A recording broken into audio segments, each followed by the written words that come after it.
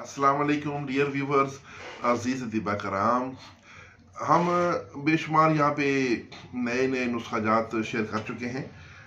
آج میں ایک آپ کو نظریہ مفرد اعضاء کا ایک نسخہ پیش کروں گا جس کا نام ہے سفوف لاسانی جدید۔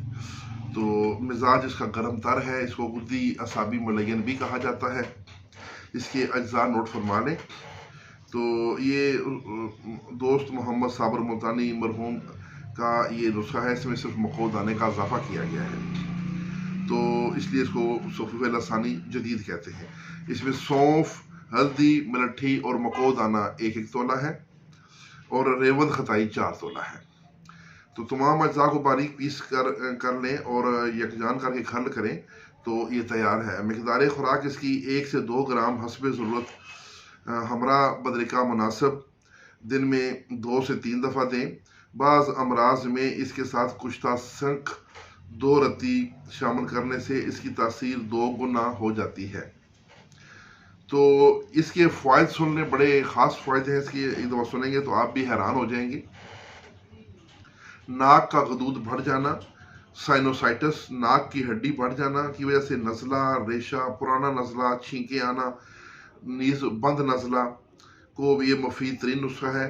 بند نزلہ کے علاوہ لیس دار ریشہ، خشک کھانسی، گلے کی خرابی، ترشی و تذابیت یعنی سینے کی جلن کے سبب، سوزش معدہ و امعاء اور ورم امعاء یعنی ٹائیفائڈ وغیرہ، پرانی پیچس، بخاروں اور انقطاع رابطہ کا مطلب ہے شہوت آنے کے بعد نفس کا عضو خاص کا ڈھیلا پڑ جانا، تو یہ اعصابی کمزوری کی وجہ سے ہوتا ہے، سوداوی مزاج میں ہوتا ہے اعصابی کمزوری کی وجہ سے، تو ان سب کو از بس نافع ہے۔ اس کے علاوہ امراض نسواں مثلاً اوورین سسٹ، ڈسمنوریا یعنی مینسس کا تکلیف سے آنا، اور